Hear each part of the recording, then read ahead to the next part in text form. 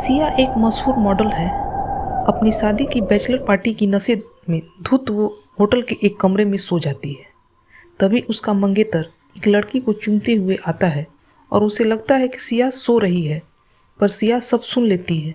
क्या सिया उससे शादी करेगी या फिर उससे बदला लेगी? यह जानने के लिए आप इस कहानी को अंत तक जरूर देखिएगा। यह एक उपन्यास है। हम प्रतिदिन आपके लिए एक नया एपिसोड लेकर आएंगे। आपको यह कहानी अच्छी लगे तो लाइक कर दोस्तों के पास भी शेयर कीजिएगा, और अगर आप मेरे चैनल पर नए हैं तो मेरे चैनल को सब्सक्राइब कर बेल को प्रेस कर दीजिएगा, ताकि इसका जब जब नया एपिसोड आए तो आपको नोटिफिकेशन मिल जाए। इस तरह की और भी कहानी सुनने के लिए आप मेरे चैनल के प्लेलिस्ट में जाकर देख सकते हैं, सुन सकते हैं। इस कहानी का पिछला भाग देखने के लिए आप मेरे चैनल के प्लेलिस्ट में जाकर देख सकते हैं। चलिए कहानी के लिए आगे बढ़ते हैं। लोरी और सिया दोनों शूट के लिए तैयार होने लग गए। शूट क्योंकि दोनों को साथ ही करना था, इसीलिए इनके कपड़े और मेकअप लगभग एक जैसा ही होगा। इसीलिए दोनों को एक फेयर चांस मिलेगा अपनी काबिलियत दिखाने का। इस वक्त दोनों के दिमाग में कहीं न कहीं यही चल रहा है कि वो दूसरे को पीछे कैसे छोड़े। दोनों एक दूसरे को अपने पीछे रखना चाहती हैं, पर पीछे वही खड़ा होगा जिसमें काबिलियत कम होगी, और लीड वही करेगा जिसकी काबिलियत ज्यादा होगी। जैसे ही दोनों तैयार हो गयी, हमेशा की तरह सिया बिल्कुल शांत और गंभीर, और एकदम उसके चेहरे पर कोरे कागज की तरह एक्सप्रेशन थे। वो कुछ बोल नहीं रही थी, जबकि उसकी जगह पर लोरी ऑलरेडी ऐसे बिहेव कर रही थी जैसे वो स्टेज पर है। वो बोल रही थी, सबसे बातें कर रही थी, एनर्जेटिक थी। उसे देखकर मेकअप आर्टिस्ट और वहाँ खड़ा हर व्यक्ति उसकी खूबसूरती की तारीफ कर रहा था। हर कोई कह रहा था कि लोरी कितनी खूबसूरत लग रही है, जबकि सिया बिल्कुल शांत एक कोने में बस बैठी हुई थी। उसे देखकर कोई कह नहीं सकता था कि वो शूट करने के लिए आई हुई है। बस ऐसा लग रहा था कि कपड़े पहनकर शांत होकर बैठी है, क्योंकि दोनों ने सेम कपड़े पहने हुए थे। एक ही तरह की एम्ब्रॉयडरी थी, एक ही तरह का ड्रेस था। तो दोनों के बीच में कंपैरिजन करने के लिए फिलहाल सिर्फ उनका एटीट्यूड था, जो लोरी का ज्यादा अट्रैक्टिव था, जबकि सिया के एटीट्यूड में कोई अट्रैक्शन नहीं था।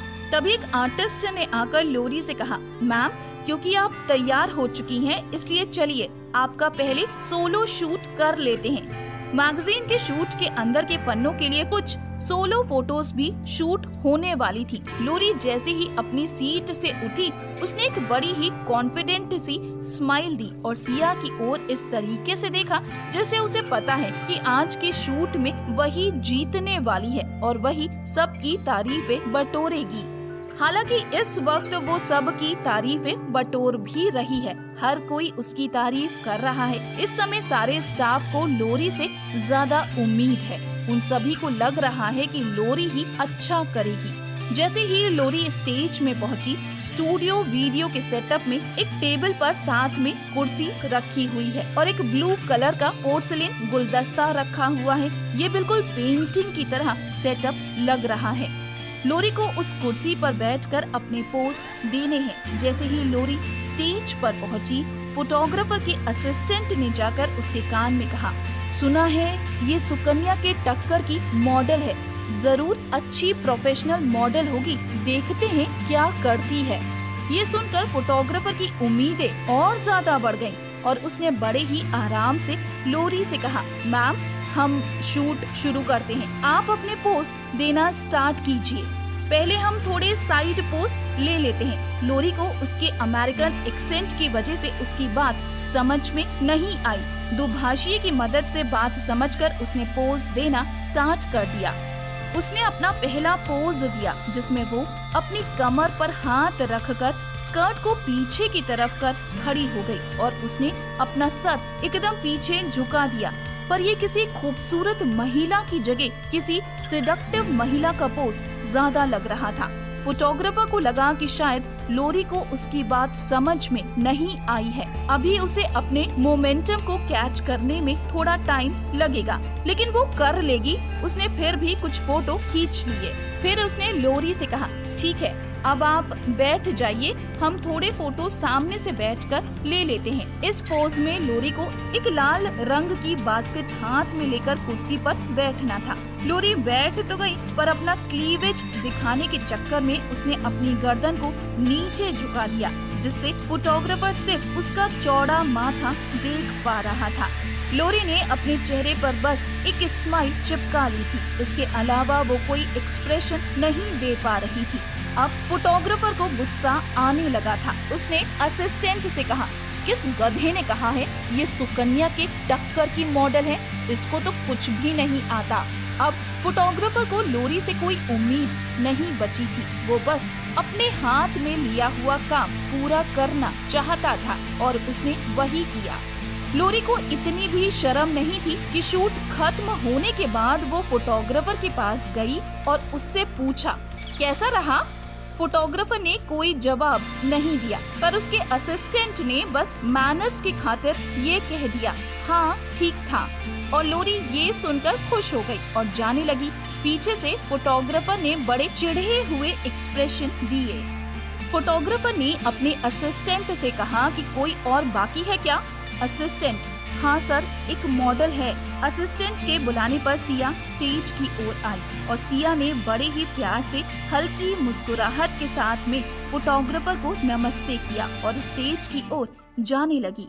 फोटोग्राफर ने कोई जवाब नहीं दिया क्योंकि वो बहुत हताश हो चुका था और उसे सिया से कोई उम्मीद भी नहीं थी। उसकी नजरों में तो उसे ये लग रहा था कि जो पहले वाली मॉडल थी उसकी कम से कम हंसमुख पर्सनालिटी तो थी, ये तो बिल्कुल डल रोनी सी सूरत वाली मॉडल है।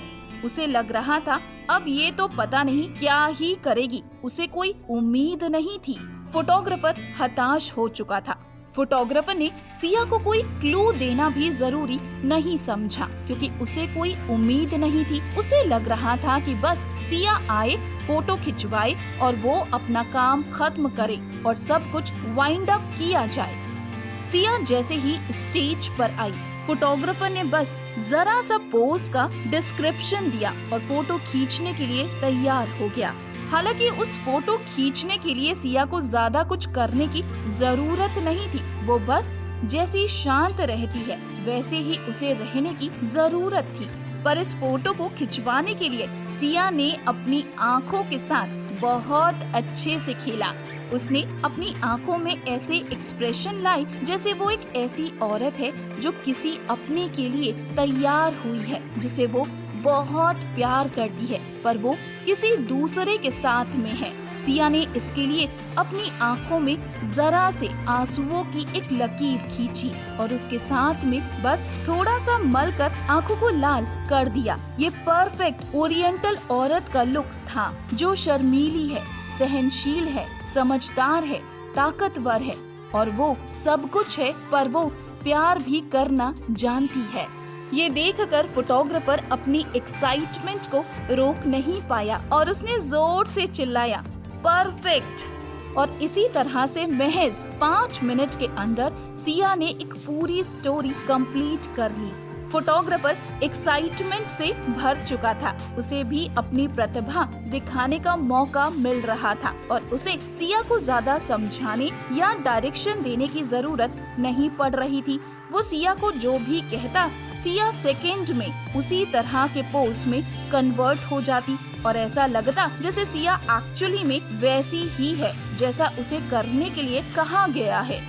दुख, फ्लर्ट, गुस्सा, प्यार, नजाकत, नफरत, जो भी एक्सप्रेशन सिया को देने के लिए कहा जाता वो सेकंड में दे देती और इस तरह से फोटो शूट पूरा हो गया। फोटोग्राफर लोरी और सिया को कंपेयर कर रहा था और उसने कहा, देखो मॉडल ऐसी होती है। शूट खत्म होने के बाद में सिया अपने कपड़े बदलने के लिए जैसे ही ड्रेसिंग रूम की ओर गई, ड्रेसिंग रूम के बाहर ही लोरी का असिस्टेंट मिल गया। लोरी के असिस्टेंट ने उसे रोकते हुए कहा, अंदर करण सर और लोरी हैं, तुम्हें थोड़ी देर बाहर इंतजार करना होगा। सिया ने उसकी ओर गुस्से से देखा और उसे हाथ से किनारे कर दिया और अंदर चली गई। अंदर जाकर देखा कि करण कुर्सी पर बैठा हुआ है और लोरी उसकी गोद में बैठी हुई है। इसे देखकर सिया को वो अपनी बैचलर पार्टी की रात याद आ गई, जब उसने पहली बार इन दोनों को साथ में बिस्तर पर देखा था। सिया ने कुछ कहा नहीं, बस चुपचाप वहाँ पर खड़ी रही, पर उसकी नजरों में प्यार या नफरत कुछ भी नहीं नजर आ रहा था। सिया को इतना एक्सप्रेशन लेस देखकर लोरी जो करना चाह रही थी वो कर नहीं पाई और थोड़ा अनकंफर्टेबल हो गई। करण भी थोड़ा सा अचकचा गया और उसने धीरे से लोरी को अपनी गोद से उतार दिया और सिया की ओर आगे बढ़कर कहा, थोड़ी ही देर में तुम दोनों साथ में शूट करने वाले हो, इसलिए बेहतर होगा थोड़ा तमीज में रहो और ढंग से शूट करो। मैं तुम दोनों की कोई शिकायत नहीं देखना चाहता और ना ही कोई तमाशा चाहता हूँ, इसलिए थोड़ा सा ढंग से रहना। लोरी, बेबी तुम परेशान मत हो, मैं देख लूंगी, मैं इसका ध्यान रखूंगी। करण ड्रेसिंग रूम के बाहर निकल गया और मौका पाते ही सीक्रेट मैगजीन के एक स्टाफ से उसने शूट के बारे में पूछा। सबसे पहले उसने लोरी के बारे में पूछा कि उसका शूट कैसा गया। लोरी के बारे में पूछे जाने पर स्टाफ ने कहा, अच्छा था, उसका काफी अच्छा भविष्य है, वो काफी अच्छा करेगी। जब करण ने सिया के बारे में पूछा तो स्टाफ ने एक मुस्कुराहट दे दी। उसके पास कहने को कुछ शब्द ही नहीं थे क्योंकि वो उसके बारे में कोई कमेंट नहीं कर सकता था। सिया का शूट इतना परफेक्ट था कि कोई उस पर कुछ बोल नहीं पा रहा था, लेकिन करण तो एक तरफा ही सोचता था और उसने लोरी के बारे में ही सोचा कि शायद लोरी का शूट ज्यादा अच्छा गया है, सिया का नहीं। दोनों तैयार होने के लिए मेकअप रूम में आए और वहाँ पर डिजाइनर ने दोनों के कपड़े अलग अलग फाइनल करके रखे हुए थे। डिजाइनर ने लोरी के बोल्ड और हंसमुख पर्सनालिटी को देखते हुए उसे काले रंग का ड्रेस दिया था, जबकि सिया की शांत पर्सनालिटी देखते हुए उसे लगा सिया पर सफेद रंग ज्यादा फबेगा। पर लोरी अच्छे से जानती थी सफेद ज्यादा अटेंशन अपनी ओर खींचता है और आंखों को ज्यादा जचता है, इसलिए उसने तुरंत सिया के काउंटर से ड्रेस उठा लिया। इसे देखकर डिजाइनर दुविधा में पड़ गया। डिजाइनर को दुविधा में पड़ा देखकर सिया ने कहा, कोई बात नहीं, उसे ले लेने दो। पर राशि से रहा नहीं गया। राशि ने बीच में कहा, तुम्हारी क्या आदत है सब कुछ छीनते रहने की? दूसरों की चीजें तुम्हें ज्यादा अच्छी लगती हैं? लोरी, जब सिया कुछ नहीं बोल रही है तो तुम क्यों बोल रही हो? और तुम्हारी औकात क्या है? तुम बस एक असिस्टेंट हो, वही बन कर रहो, ज्यादा बनने की कोशिश मत करो। सिया ने राशि की ओर देखा और कहा, कोई बात नहीं, उसे ले लेने दो। राशि ने उसकी आंखों का इशारा समझ लिया क्योंकि राशि बहुत अच्छे से जानती थी कि सिया अपनी चीज ऐसे ही किसी को नहीं लेने देगी। इधर लोरी ये सोच कर खुश हो रही थी क्योंकि उसने सफेद रंग का ड्रेस पहना हुआ है, इसलिए अब सिया को उसके पीछे ही खड़ा होना पड़ेगा और वो सिया से आगे रहेगी। दोनों तैयार होकर जैसे ही बाहर निकली, फोटोग्राफर ने दोनों को देखा और फोटोग्राफर को तुरंत ऐसा लगा कि जैसे सिया को मॉडलिंग के अलावा शायद फोटोग्राफी का भी नॉलेज है। तभी तो उसने जानबूझकर काले रंग का कपड़ा पहना हुआ है क्योंकि जो इस शूट की थीम और सेटअप है वो एक वीरान पड़ी खाली रोड का है जो बहुत ही पुरानी और डल रोड है। फोटोग्राफर ने सोचा कि अगर नीचे डल पुरानी रोड है और ऊपर सफेद खुला आसमान है, इसके बीच में अगर किसी सफेद चीज को रखा जाएगा वो शायद सेटअप में गुम हो जाएगी, पर अगर कोई छोटी सी भी काली चीज रख दी जाए तो हटकर दिखेगी। उसे देखकर ही फोटोग्राफर को शक हुआ। उसने अपना शक यकीन में बदलने के लिए अपने असिस्टेंट से पूछा, क्या सिया ने हमारा सेटअप देखा था? असिस्टेंट, नहीं, सेटअप तो नहीं देखा था, पर जब उसका शूट खत्म हुआ उस वक्त शायद उसने हमें कुछ बैकड्रॉप ले जाते हुए देखा था। फोटोग्राफर ने रहस्यमयी मुस्कान के साथ देखा और कहा, तभी फोटोग्राफर ने दोनों को शूट की थीम के बारे में समझाया कि ये बहनों का शूट है जिसमें तुम दोनों को एक दूसरे का हाथ पकड़कर आगे चलना है। लोरी, तुम आगे रहोगी और सिया पीछे रहेगी। लोरी बस यही सुनकर खुश हो गई कि वो सिया के आगे है और आगे उसे तुरंत सिया का हाथ पकड़ा और आगे बढ़ने लगी। पीछे से सिया ने ऐसे एक्सप्रेशन दिए जैसे वो वहाँ से नहीं जाना चाहती है। उसने अपनी नजर पीछे बैकड्रॉप में सेटअप में लगे एक ठेले पर जमा ली जिसमें कुछ कपड़ों का बेचने का सेटअप लगाया गया था। उसने अपनी आंखों में ऐसे एक्सप्रेशन लेकर आए जैसे वो उस गली को छोड़कर नहीं जाना चाहती है, वो वहाँ पर अभी और रहना चाहती है। लोरी को तो बस यही लग रहा था कि वो सिया से आगे है और सिया उसके लिए बैकग्राउंड का काम कर रही है। क्योंकि वो आगे थी इसीलिए सिया के एक्सप्रेशन भी नहीं देख पा रही थी। वो तो बस अपने आप को ही सब कुछ समझकर चली जा रही थी। इसी तरीके से धीरे धीरे करके शूट खत्म हुआ और सभी ने जोरदार तरीके से तालियां बजाई। सब सिया के काम की तारीफ करते नहीं थक रहे थे, पर क्योंकि लोरी आगे थी उसे लग रहा था कि सब उसके काम की तारीफ कर रहे हैं और सब उसके लिए ही यहाँ तालियां बजा रहे हैं और इसीलिए वो और खुश हुई चली जा रही थी। और उसके बाद लोरी वहाँ से चली गई। तभी फोटोग्राफर को सिया से अकेले में बात करने का मौका मिला। फोटोग्राफर सिया के पास आया और कहा, तुम मेरी सबसे अच्छी मॉडल्स में से एक हो। तुम्हारे साथ काम करके मुझे बहुत अच्छा लगा। पर ये कौन है? इसे तो कुछ भी नहीं आता है। तुम इसे अपने साथ काम करने भी कैसे दे सकती हो? खैर, उसे जो समझना है समझने दो। आगे आने वाले बुधवार को उसे अपनी औकात पता चल जाएगी। उसे पता चल जाएगा कि कवर शूट में कौन सामने आ रहा है। मुझे पूरा यकीन है तुम्हारा ये ओरिएंटल ट्रेंड का जब शूट आएगा तुम मॉडलिंग इंडस्ट्री में आग लगा दोगी। सिया ने बड़े ही अदब से उससे कहा, थैंक यू, मैंने बस अपना काम किया है और अपना सबसे अच्छा देने की कोशिश की है। फोटोग्राफर पुराना सीनियर इंसान था, इसलिए वो बहुत अच्छे से जानता था कि ऐसी लड़कियों में कौन सही होता है और कौन गलत। उसने सिया से कहा, तुम्हें थैंक यू कहने की जरूरत नहीं है, तुम ये सब डिजर्व करती हो। सिया जब लौटकर वापस मेकअप रूम में आई तो लोरी खुश होकर करण को अपनी बधाइयाँ सुना रही थी और उसे ये बता रही थी कि कैसे सब लोग उसके लिए तालियां बजा रहे थे। करण, क्या तुम सच कह रही हो? मुझे यकीन नहीं हो रहा है कि ऐसा सच में हुआ है।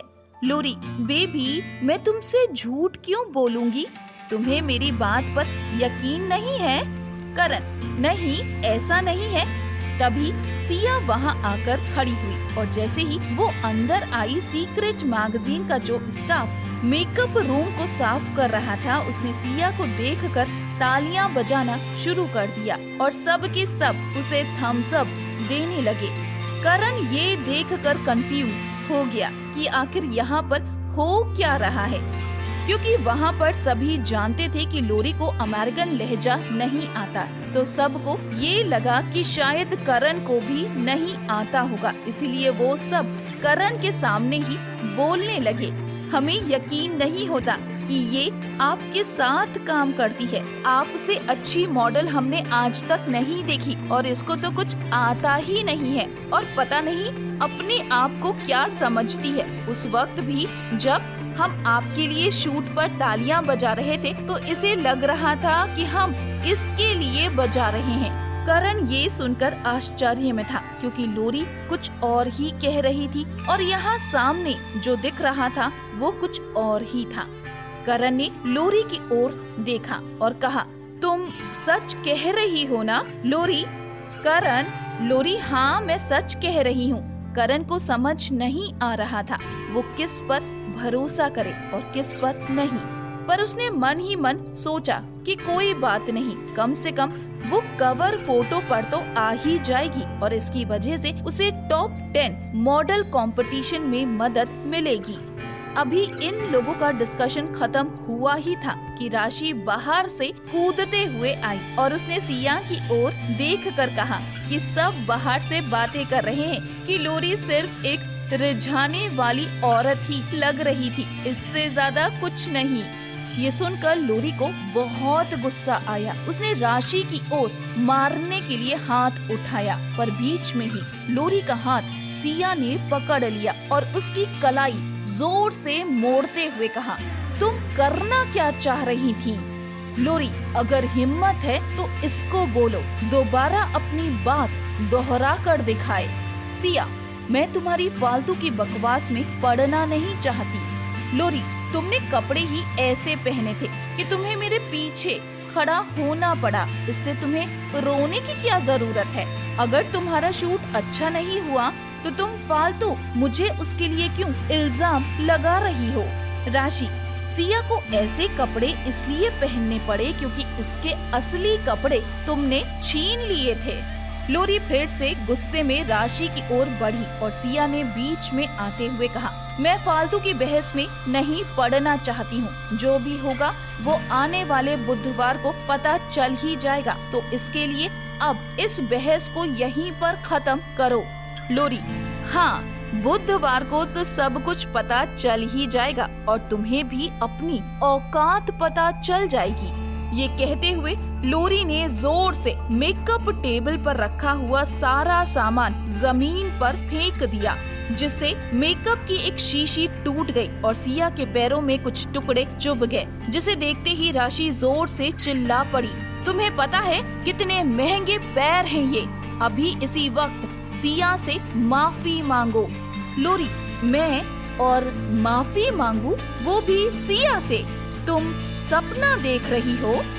सिया, राशि, कोई बात नहीं, इसे माफी मत मांगने दो। तुम मेरी इंश्योरेंस कंपनी को फोन करो, वो इसे इंश्योरेंस में कवर कर देंगे। और हाँ, मुझे इस बात का पूरा यकीन है क्योंकि उनको ये इंश्योरेंस बहुत महंगा पड़ने वाला है, इसलिए ऐसा करने वाले को वो किसी भी सूरत में नहीं छोड़ेंगे। इसके लिए तो वो प्रॉपर इन्वेस्टिगेशन करेंगे ही। करण, इंश्योरेंस, तुम्हारा कहने का क्या मतलब है? सिया, यही कि मेरे पैर एक बहुत ही महंगे इंश्योरेंस से इंश्योर्ड हैं और इसके लिए मैं जैसे ही इंश्योरेंस कंपनी को फोन करूंगी, वो इसका इंश्योरेंस क्लेम तो मान लेंगे, पर ऐसा करने वाले को किसी भी सूरत में नहीं छोड़ेंगे, वो उसके खिलाफ केस कर देंगे। तो या तो तुम अपनी गर्लफ्रेंड को बोलो कि वो मुझसे माफी मांग ले, या फिर मैं इंश्योरेंस कंपनी वालों को फोन करती हूँ।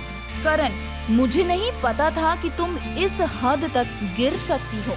तुम एक गलती से हुई गलती के लिए इस हद तक का घटियापन कर सकती हो, मैं सोच भी नहीं सकता। बस करण का ये कहना था कि सिया ने अपनी टेबल से फाउंडेशन की बोतल उठाई और लोरी के पैरों की तरफ फेंक दी। जिस तरह से सिया के पैरों में कांच चुभा था, ठीक उसी तरह से लोरी के पैरों में भी कांच चुभ गया और सिया ने बस हंसते हुए कहा, मुझे पूरा यकीन है गलती से हुई गलती को तुम माफ कर दोगे, और अगर नहीं कर सकते तो ज्यादा घटिया कौन है, मैं या तुम? लोरी बहुत गुस्से में थी और गुस्से में तिलमिला उठी। उसने बोला, चलो ठीक है, हम एक शर्त लगाते हैं, आने वाले बुधवार को अगर पब्लिक का ओपिनियन तुम्हारे लिए अच्छा नहीं रहा तो तुम मॉडलिंग इंडस्ट्री छोड़ दो। सिया, तुम्हारी औकात क्या है जो तुम मुझसे शर्त लगा रही हो, और तुम हो क्या जिसकी मैं शर्त मानूं और उसके लिए मॉडलिंग छोड़ दूं? ये कहकर सिया वहाँ से बाहर निकल आई। बाहर आकर राशि ने सिया से कहा, सॉरी, मेरी वजह से तुम्हें चोट लग गई। सिया, कोई बात नहीं, तुम परेशान मत हो। अगर आज तुम नहीं होती तो भी लोरी मुझे परेशान करने के लिए कोई ना कोई वजह ढूंढ ही लेती। अब तो हमें आने वाले बुधवार का इंतजार करना है ताकि हम लोरी को मुंह के बल गिरते हुए देख सकें। तीनों जब बाहर निकले तो सीक्रेट ऑफिस के बाहर ही कविता की गाड़ी खड़ी हुई थी। कविता और सिया ने एक दूसरे को देखा, पर सिया ने देखकर अनदेखा करने की कोशिश की। कविता ने सिया की ओर आकर कहा, मुझे तुमसे बस यही कहना है कि अगले बुधवार को तुम्हें तुम्हारी औकात पता चल जाएगी और तुम इंडस्ट्री से बाहर दिखोगी। सिया, लगता है तुम्हें लोरी पर बहुत भरोसा है। कविता, भरोसा भी है और मुझे ये भी पता है कि उसका शूट अच्छा गया है। इस वजह से टॉप 10 कंपटीशन के जजों ने उसे एक्स्ट्रा पॉइंट भी दिए हैं। सिया, ठीक है, देखते हैं क्या होता है और अगर यही है तो यही सही, हम बुधवार का इंतजार करते हैं। ये कहकर सिया आगे बढ़ गई। राशि ने थोड़ी सी चिंता दिखाते हुए कहा, मुझे कविता के इरादे कुछ ठीक नहीं लग रहे। सिया, उसका सबसे बड़ा इरादा मुझे खत्म करने का है और इस इंडस्ट्री से हटाने का है। उसके लिए वो किसी भी हद तक जा सकती है और वो कुछ भी कर सकती है। राशि, ऐसा बिल्कुल नहीं कर पाएगी। मुझे और मीरा को तुम पर पूरा यकीन है और कुछ भी हो, सबसे बड़ी बात ये है कि बिग बॉस तुम्हारे साथ में है। तुम्हें परेशान होने की क्या जरूरत है।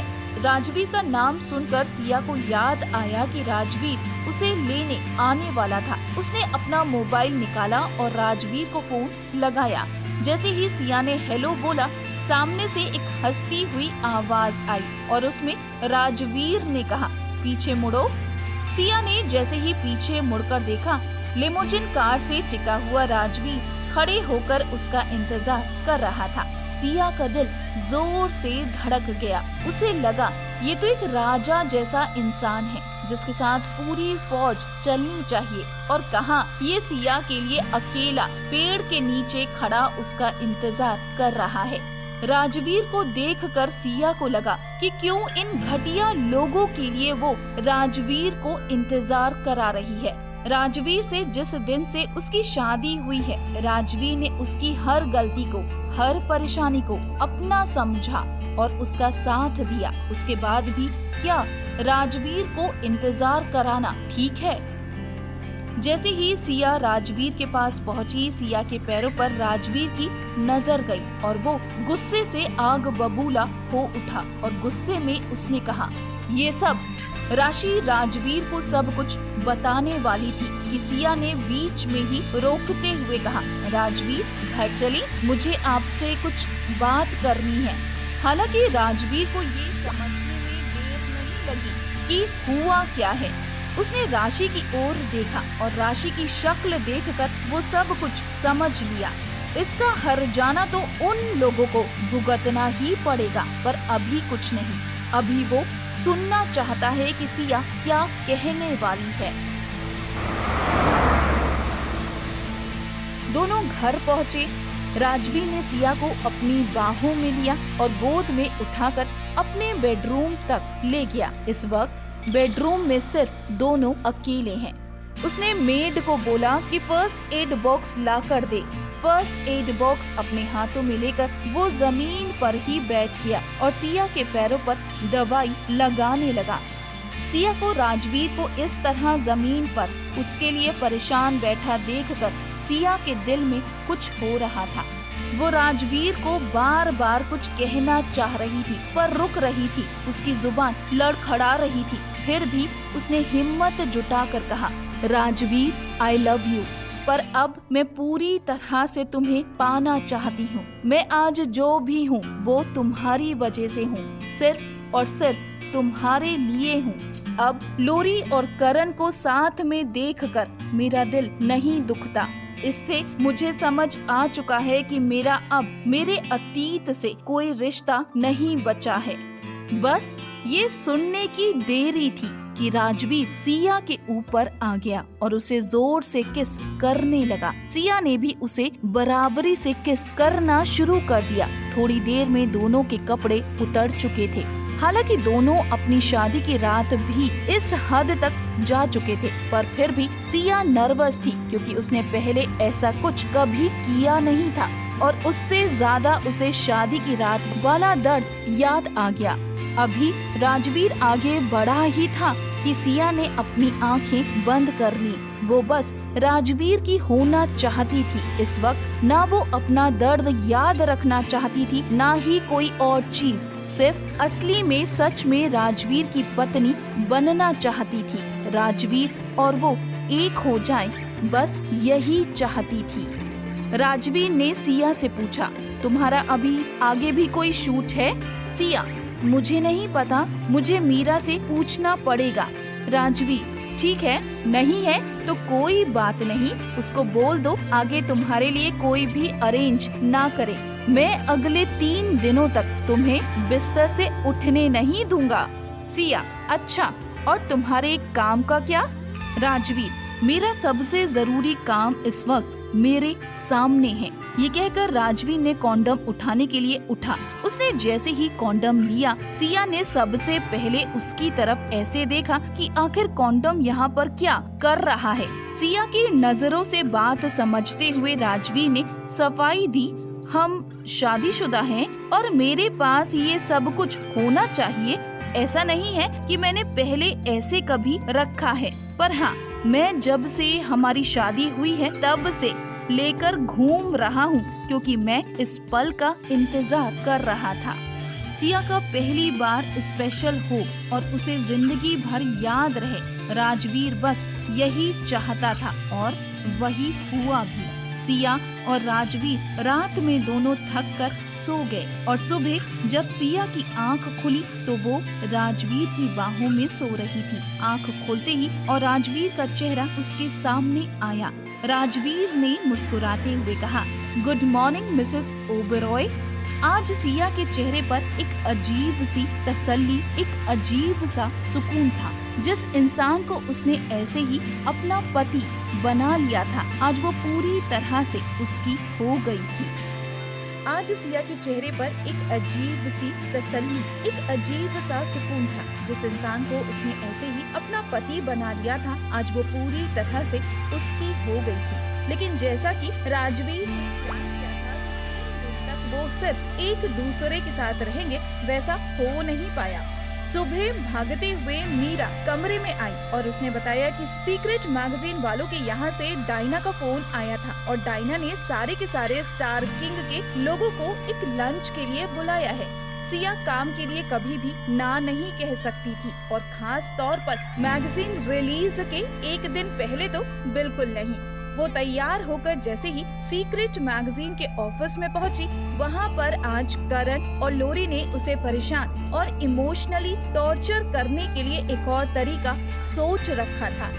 लंच अभी शुरू ही होने वाला था कि तभी दोनों साथ में खड़े हुए, हाथों में हाथ लिया और उन्होंने अनाउंस किया कि वो दोनों जल्द ही सगाई करने वाले हैं। सीक्रेट मैगजीन वालों में से कोई भी इन तीनों के रिश्ते के बारे में नहीं जानता था कि आखिर इन तीनों का आपस में रिश्ता क्या है और कैसा रहा है। सब लोग खड़े होकर दोनों को बधाइयाँ देने लग गए, सिर्फ राशि, मीरा और सिया को छोड़कर। तभी कविता सिया के पास आई और कविता ने कहा, तुम इनको सगाई की बधाई नहीं दोगी?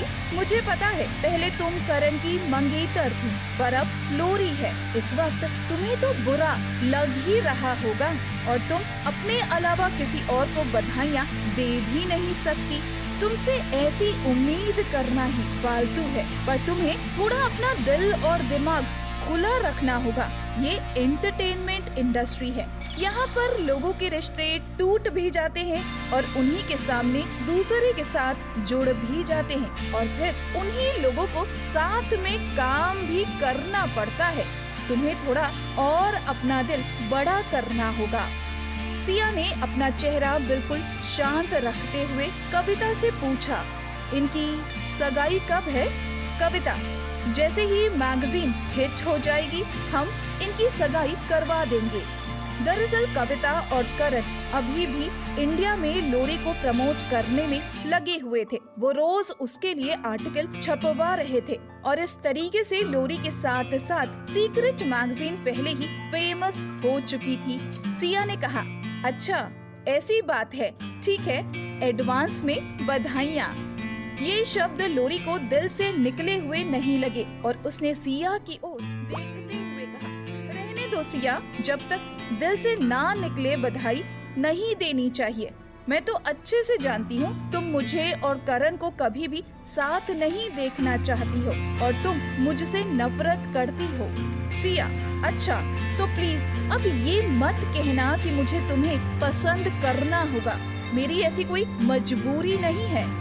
इन तीनों को सामने खड़ा लड़ता हुआ देखकर डायना कुछ समझ नहीं पा रही थी, क्योंकि ये तीनों हिंदी में बातें कर रहे थे। पर दुभाषिए की मदद से उसने सब कुछ जाना और जानते ही उसके आश्चर्य का ठिकाना ना रहा, क्योंकि अब उसे समझ में आ रहा था कि क्यों ये सारे लोग शुरू से ही सिया के खिलाफ थे।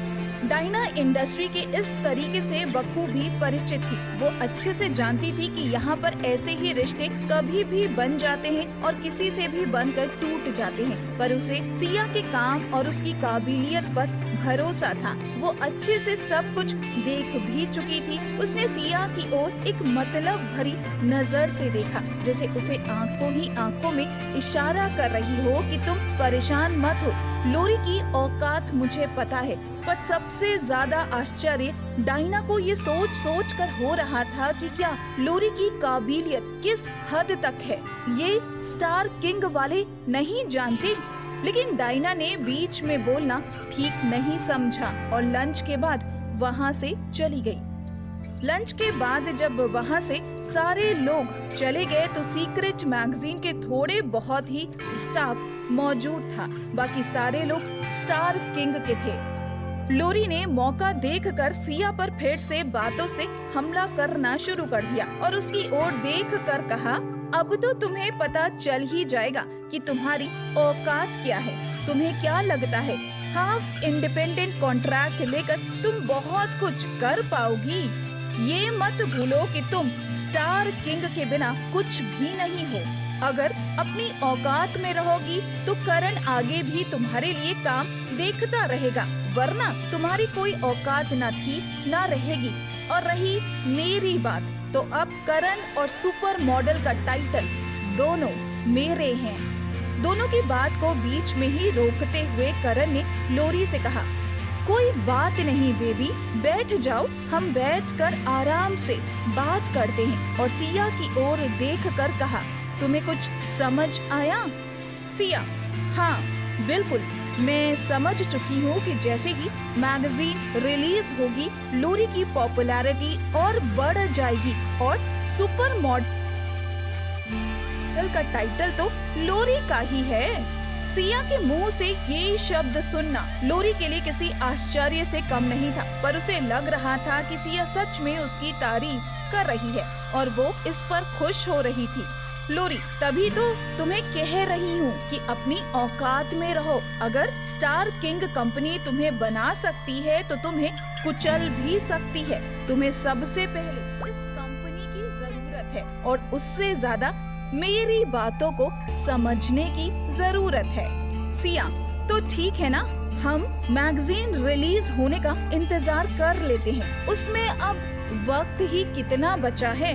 और ये कहकर सिया वहाँ से जाने लगी, पर लोरी ने उसे पीछे से रोकते हुए कहा, मुझे पता है तुम्हें ये चीज एक्सेप्ट नहीं हो रही है कि मेरा शूट तुमसे ज्यादा अच्छा गया है और थोड़े ही समय में अब मैं सुपर मॉडल का टाइटल भी जीत लूंगी। पर कोई बात नहीं, मुझे यकीन है कि मेरा शूट देखने के बाद तुम्हें मेरी काबिलियत पर भरोसा भी हो जाएगा और अपनी जगह भी समझ में आ जाएगी।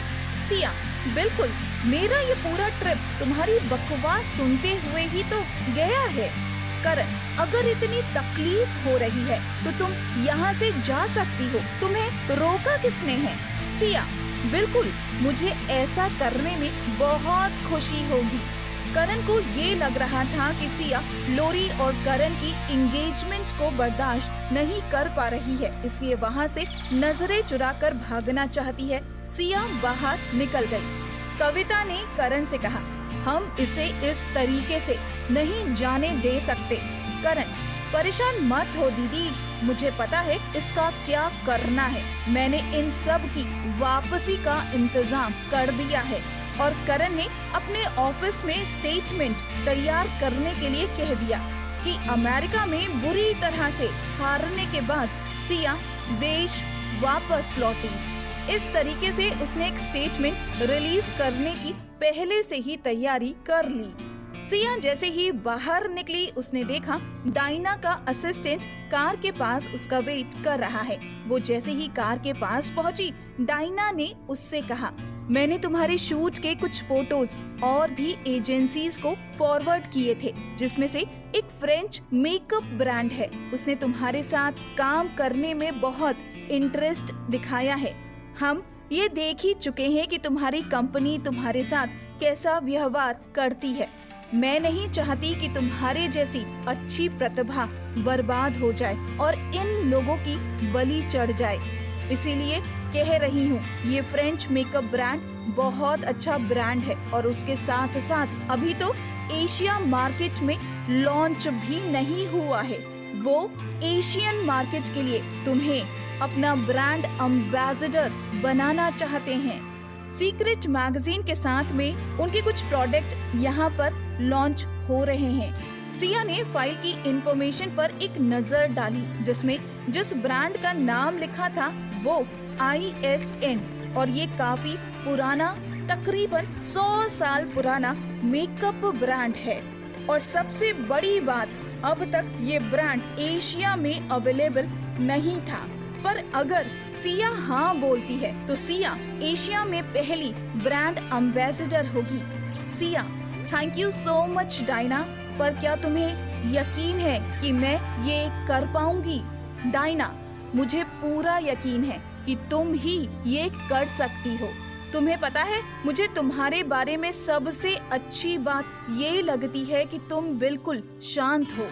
तुम कोई जल्दबाजी नहीं करती हो। तुम एक अच्छी मॉडल बनने के लिए ही पैदा हुई हो और मुझे पूरा यकीन है कि किसी न किसी दिन तुम सुपर मॉडल जरूर बनोगी। राशि ये सुनकर शांत नहीं रह पाई और ताली बजाने लग गई। किसे पता है कि जहां लोरी एक तरफ सिया को बेइज्जत करने के और नीचे गिराने की साजिश कर रही है, वहीं सिया ऑलरेडी एक फ्रेंच ब्रांड की पहली एशियाई मॉडल बन चुकी है। डायना, कल लॉन्च के बाद मैं ISN के साथ तुम्हारी एक सीक्रेट मीटिंग अरेंज करवा रही हूँ। वहीं पर हमारी सारी चीजें और सारी कोलैबोरेशन के नियम डिस्कस कर लेंगे। Siya, thank you so much Diana, मुझ पर इतना भरोसा दिखाने के लिए।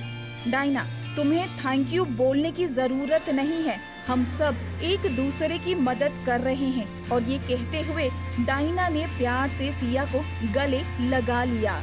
पीछे खड़े मीरा और राशि इस बात को देखकर खुश हो रहे थे। सिया ने चुपचाप से वो कागजात अपने बैग में रख लिए। मीरा अच्छे से जानती थी कि सिया ने बहुत सहा है और अब उसे जो मिल रहा है वो सब उसकी मेहनत और उसकी काबिलियत के दम पर है, और सबसे बड़ी बात, वो ये सब डिजर्व करती है। चलो घर चल के इसी खुशी के मौके पर शैंपियन खोलेंगे, राशि ने बच्चों की तरह मुस्कुराते हुए कहा। मीरा, सिया, तो इसका मतलब है कि हम वापस नहीं जा रहे। कविता को तो बहुत निराशा होने वाली है।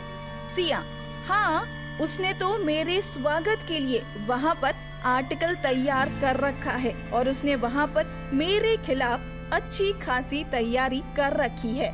खैर चलो, मैं लोगों को फोन करके बता देती हूँ कि अब हम सीक्रेट मैगजीन लॉन्च के लिए यहीं पर रहेंगे और साथ में उसकी कामयाबी देखेंगे। लोरी तो खैर ये सुनकर बहुत खुश हो जाएगी, क्योंकि उसे मेरी बेइज्जती मेरे मुंह पर करने का मौका मिल जाएगा। पर मीरा, तुम मेरे लिए जरा इस फ्रेंच ब्रांड के बारे में थोड़ा बैकग्राउंड चेक कर लो, ताकि इसके बारे में पता चले। मैं कोई गलती नहीं चाहती।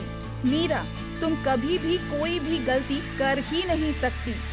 मीरा के साथ काम करना दिन ब दिन अच्छा होता चला जा रहा था और सिया का मीरा पर भरोसा भी बढ़ता जा रहा था। सिया को महसूस हो रहा था कि मीरा एक अच्छी मैनेजर है, जबकि राशि असिस्टेंट अच्छी है, क्योंकि राशि के अंदर अभी भी थोड़ा बचपना था और राशि शायद इतने गंभीर मुद्दों को गंभीरता से ले नहीं सकती थी। वो बहुत जल्दी गुस्सा करके तैश में आ जाती थी। मैनेजर होने के लिए जरूरी है कि वो बहुत सारी चीजों को अपने अंदर समा के शांति से समझकर फिर फैसला ले। गाड़ी में बैठना सिया के लिए थोड़ा अनकंफर्टेबल था, इसीलिए वो अपनी पोजीशन बार बार बदल रही थी। राशि ने उससे पूछा, क्या हो गया, तुम्हारी कमर में दर्द हो रहा है क्या? सिया, हाँ थोड़ा हो रहा है। राशि को कुछ कुछ समझ में आ रहा था। उसने सिया को छेड़ते हुए कहा, मिसेस ओबेरॉय, आप इतना शर्म से लाल क्यों हो रही हैं? सिया ने कोई जवाब नहीं दिया, बस अपनी गर्दन नीचे झुका ली। राशि, हमारी 2 दिन की छुट्टी है, जाओ जाकर अपने पति के साथ थोड़ा छुट्टियां मनाओ। वैसे भी सिया यही करने वाली थी। वो कल रात के बारे में सोच रही थी। अभी आधा दिन भी नहीं बीता था और वो अभी से ही राजवीर को मिस कर रही है। मीरा का फोन सुनकर करण गुस्से से बौखला गया और गुस्से में बोलने लगा, मैंने वहाँ पर सारी तैयारी कर ली थी। मैंने सारे आर्टिकल मीडिया हाउस सब से बात करके रखी हुई थी और अब ये सिया कह रही है कि इसको नहीं जाना है। ये क्या बदतमीजी है? पीछे से लोरी ने आकर उसे गले लगाया और शांत करते हुए कहा, कोई बात नहीं, उसे मत जाने दो। वैसे भी कल वो बुरी तरह से हारेगी तो उसकी शक्ल देखने वाली होगी और मैं ऐसा मौका कैसे छोड़ सकती हूँ? करण थोड़ा गंभीर होते हुए बोला, देखो उसके पास ऑलरेडी बहुत समस्याएं हैं। तुम्हें नहीं लगता कि उसे कुछ चीजों से दूर रखना चाहिए? लोरी ने उसे शांत कराने की कोशिश की। थोड़ी देर में करण शांत हो गया और शांत होते हुए बोला, मैंने तो कोशिश की थी कि वो यहाँ से चली जाए, पर अगर अपनी बेइज्जती उसे खुद करानी है तो क्या ही कर सकता हूँ।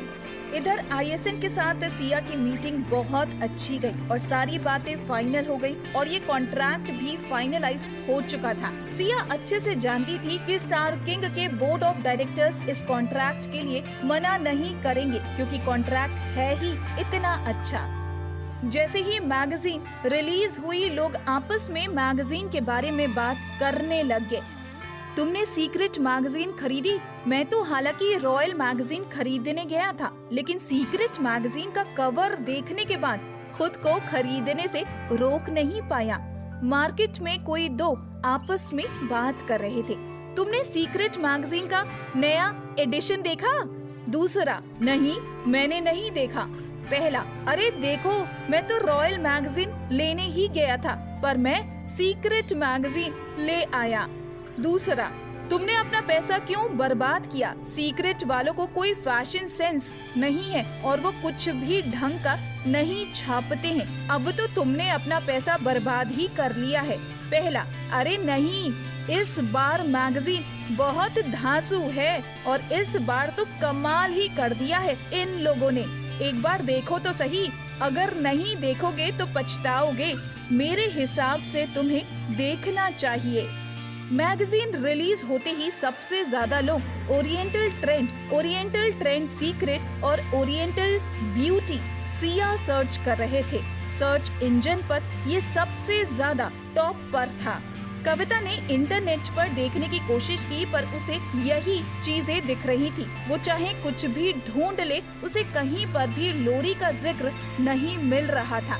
हालांकि मैगजीन का कवर था ही इतना खूबसूरत, ब्लैक एंड व्हाइट का ये कवर कलर मैगजीन के कवर को पीछे छोड़ रहा था। हर किसी का ध्यान अपनी ओर खींच रहा था। इस मैगजीन ने 3 दिन में इतनी कमाई कर ली थी कि सारे के सारे कंपनी वाले नए प्रिंट्स की मांग करने लगे थे और उनके पास में मैगजीन कम पड़ रही थी। एक तरह से सीक्रेट मैगजीन का नया जन्म हुआ था। सीक्रेट मैगजीन का बिजनेस फिर से चल पड़ा था। कविता ने जब कवर देखा तो उसे एहसास हुआ कि वाकई में उसने सिया को कुछ ज्यादा ही कम आंक लिया था। उसकी जो अदाकारी थी, उसकी अदा कवर फोटो में बहुत अच्छे से झलक रही थी और वो बहुत खूबसूरत लग रही थी। पर ये कमाल था कि लोरी भी उस कवर फोटो में थी, पर कहीं भी इंटरनेट पर लोरी का जिक्र नहीं था। कविता को समझ नहीं आ रहा था कि सिया ने इस बार क्या झोल किया है। जिससे लोरी इंटरनेट से बिल्कुल गायब है। उसे ये चीज पता करनी थी। वो इस बारे में फिलहाल लोरी से बात नहीं करना चाहती थी। वो खुद से ही सब कुछ पता करना चाहती थी। कविता लोरी से बात अभी इसलिए भी नहीं करना चाहती थी क्योंकि लोरी अपनी सगाई की तैयारियों में बिजी है। अगले 2 दिन के बाद में सीक्रेट मैगजीन वालों ने ओरिएंटल एडिशन के सक्सेस की पार्टी रखी थी। पार्टी में सिया और लोरी दोनों गेस्ट ऑफ ऑनर थे और दोनों ही पार्टी में इंटरव्यू के बाद पहली बार एक साथ आने वाले थे। यहाँ दोनों ने शूट के उलट कपड़े पहने हुए थे। लोरी ने जहाँ काले रंग का गाउन पहना था, वहीं पर सिया ने ऑफ वाइट कलर का एक प्यारा सा ड्रेस पहन रखा था। जहाँ लोरी बोल्ड एंड ब्यूटीफुल लग रही थी, वहीं पर सिया किसी परी से कम नहीं लग रही थी। बात को आगे बढ़ाते हुए लोरी ने सिया से कहा, थैंक यू सिया, तुम्हें नहीं पता तुमने टॉप 10 मॉडल कंपटीशन में पहुंचने में मेरी कितनी मदद की है। तुम्हें नहीं पता पिछले दिनों मुझे कितने सारे ऑफर आए। सिया ने मुस्कुराते हुए कहा, अच्छा तो अपने आप को कामयाब बनाने के लिए तुम अभी भी सुकन्या सक्सेना के नाम का इस्तेमाल कर रही हो। ये सुनकर कविता का मन किया कि वो सिया की आंखें ही नोच ले। तभी कुछ फोटोग्राफर और मीडिया वालों की नजर सिया पर पड़ी और वहाँ गहमा गहमी शुरू हो गई। ओ माय गॉड, क्या ये एशियन मॉडल सिया है? हाँ, ये वही है। चलो चलो उनका फोटो लेते हैं और उनसे इंटरव्यू लेते हैं। जैसे ही रिपोर्टर सिया की तरफ बढ़े, सिया अंदर चली गई क्योंकि इनसे बचने के लिए उसका अंदर जाना ही ठीक था। करण ने पीछे से आकर कहा, चलो हम भी अंदर चलते हैं। सिया आगे आगे, लोरी और करण पीछे पीछे पार्टी में पहुँचे। जैसे ही सिया पार्टी में पहुँची, हर तरफ से उसका ही नाम सुनाई दे रहा था। हर कोई उसकी तारीफ कर रहा था और लोरी सुन सुन के जल रही थी। उसे समझ नहीं आ रहा था कि आखिर दोनों ने ही कवर शूट में काम किया है, उसके बाद भी हर कोई सिया का ही नाम क्यों लिए जा रहा है। डायना ने दोनों को एक साथ इंट्रोड्यूस कराया। डायना ने स्टेज पर कहा, आज मैं अपनी नई लॉन्च के हीरो से आप लोगों को मिलवाती हूँ, एशियन मॉडल सिया और लोरी। सिया के नाम से तो हर कोई परिचित था। पार्टी में मौजूद हर शख्स उसके बारे में जानता है क्योंकि अब तक वो इंटरनेट पर सबसे ज्यादा सर्च किया जाने वाला नाम बन चुकी थी। पर लोरी, उसके बारे में किसी को कुछ पता ही नहीं था। लोरी का नाम सुनकर सब आश्चर्य से एक दूसरे की शक्ल देख रहे थे कि आखिर ये है कौन। कवर पर कोई और भी था क्या? कवर तो हर किसी ने देखा था, पर किसी का भी ध्यान सिया से हट ही नहीं पाया और कोई लोरी को देख ही नहीं पाया कि कवर में कोई और भी है। अच्छा, ये वही लड़की है जिसने सिया का हाथ पकड़ रखा था। मैं अगर दोबारा नहीं देखता तो मुझे तो पता ही नहीं चलता। ऐसा लग रहा था वो तो बस जो सेटअप है उसका ही हिस्सा है, लगा ही नहीं कि कोई और मॉडल भी है। लोरी को ये सब सुन सुनकर गुस्सा आ रहा था और उसे लग रहा था कि ये सब कुछ सिया के खरीदे हुए फैंस हैं और ये सब सिया जानबूझकर पैसे देकर करवा रही है। लोरी को तो यकीन ही नहीं हो रहा था कि सिया ने सिर्फ अपनी तारीफ करने के लिए ही नहीं बल्कि लोरी की बेइज्जती करने के लिए भी लोगों को पैसे दिए हैं। वो गुस्से में स्टेज पर किनारे खड़ी हुई थी। तभी वो सिया की तरफ बढ़ी और उसे जाकर कहा, तुम्हें क्या लगता है तुम कितनी घटिया हो सकती हो? तुमने लोगों को मुझे बेइज्जत करने के लिए खरीदा हुआ है और तो और तुम इन लोगों से मुझे यहाँ पर बातें सुनवा रही हो। तुम्हें क्या लगता है इस सब से तुम मेरी प्रतिभा को दबा दोगी और तुम मुझसे आगे निकल जाओगी? ये मत भूलो कि इस मैगजीन की सेल में मेरा भी योगदान है। सिया, तुम्हें अपने बारे में बहुत ज्यादा गलत फहमियाँ हैं। अपने आप को इतना बड़ा मत सोचा करो।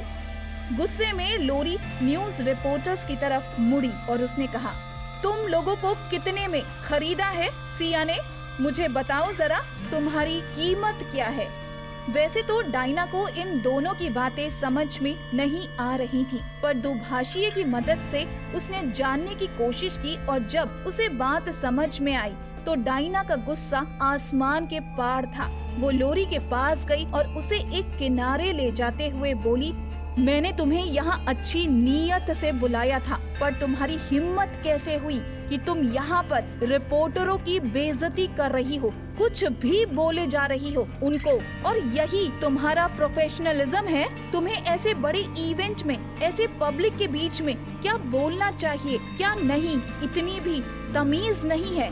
ये भी नहीं पता कि रिपोर्टर्स से कैसे बात करनी चाहिए। लोरी ने धीरे से डायना के कान में कहा, आपको नहीं पता है, इन सब को सिया ने पैसे देकर यहाँ बुलाया है। ये सब इसीलिए आए हैं ताकि मेरी बेइज्जती कर सके और मुझे नीचा दिखा सके। ये सुनते ही डायना के चेहरे पर एक मजाक भरी मुस्कुराहट आ गई और उसने लोरी की ओर देखते हुए कहा, वैसे तो आज का दिन खुशियाँ मनाने का है। आज के दिन मैं तुम्हारे साथ इन बहस में पड़ना नहीं चाहती थी, पर अगर तुम्हें यही चाहिए तो यही सही। और ये कहते हुए उसने मैगजीन की एक कॉपी लोरी के हाथ में थमा दी। आगे डायना ने कहा, देखो इसको, हमने तुम्हारे लिए तय किया था कि तुम अलग कपड़े पहनोगी और इन सब से अलग दिखोगी, क्योंकि तुम्हारी पर्सनालिटी खुश मिजाज है। और देखो अपने आप को, कितने गलत थे हम। अच्छा हुआ, भगवान जो करता है अच्छे के लिए करता है। तुमने खुद सिया के साथ अपने कपड़े बदल दिए और देखो सिया को, देखो तुम कहीं से दिख ही नहीं रही हो। इस सब में रिपोर्टर तुम्हें कैसे पहचानेंगे? और सबसे बड़ी बात, अच्छी मॉडल वो होती है जो दिए हुए कपड़ों को ऐसा दिखाए कि उससे अच्छा किसी ने नहीं पहना है, फिर चाहे उसने चिंदी और फटे हुए कपड़े ही क्यों ना पहन रखे हों। पर तुम देखो, तुमने हालांकि बहुत सुंदर गाउन पहन रखा है, उसके बाद भी तुम अपने में ही मगन हो और तुम्हें एक्सप्रेशन देने ही नहीं आते। तुम कैसे दिखोगी? अगर तुम्हारी जगह मैं होती तो यहाँ लोगों के सामने खड़ी नहीं होती और ना ही अपने देश वापस लौटने की हिम्मत कर पाती। वहाँ जाकर मैं वहाँ के लोगों को क्या मुंह दिखाऊंगी कि विदेश में जाकर मैंने अपने देश की कितनी बेइज्जती कराई है। ध्यान से देखो इस मैगजीन को। इस मैगजीन में 2 मॉडल्स ने काम किया है। एक के बारे में लोग तारीफ करते नहीं थक रहे हैं और दूसरी जिसके बारे में कोई भी बात नहीं कर रहा है, कोई भी मतलब जीरो। जीरो का मतलब समझ में आता है ना तुमको? जब मैगजीन रिलीज हो रही थी और तुम लोगों की फोटो आई थी, तभी हमने ये सोच लिया था कि कम से कम तुम कंट्रास्ट का काम तो करोगी, पर तुमसे तो वो भी नहीं हुआ। ये सब सुनकर लोरी का चेहरा सफेद पड़ गया और उसे समझ नहीं आ रहा था कि वो कैसे रिएक्ट करे। उसे तो फिलहाल अभी भी यही लग रहा था कि अब ये सब कुछ डायना और सिया के बीच का खेल है। ये दोनों आपस में मिली हुई हैं और दोनों ने उसके खिलाफ साजिश की है। इस वक्त पार्टी में इनवाइट होने पर लोरी को फिर भी अपनी जगह समझ में आ रही थी कि वो भी कवर फोटो की एक मॉडल है, पर जब उसे ये समझ में आया कि लोग यहाँ पर उसे बैकग्राउंड का हिस्सा समझ रहे हैं, लोग उसे भी एक मॉडल की तरह देख ही नहीं रहे हैं, तब उसका कॉन्फिडेंस पूरी तरह से टूट गया। दरअसल सिया अपने काम में इतनी अच्छी थी कि उस कवर फोटो में सिर्फ वही दिख रही थी और उसके अलावा वहाँ पर मौजूद हर चीज सिर्फ और सिर्फ बैकग्राउंड ही लग रही थी। और यही कारण था कि लोरी के बारे में कोई भी बात नहीं कर रहा था। हाथ में मैगजीन लिए लोरी 2 कदम पीछे हटी और वो शायद गिर ही गई होती अगर करण ने उसे आकर नहीं पकड़ा होता।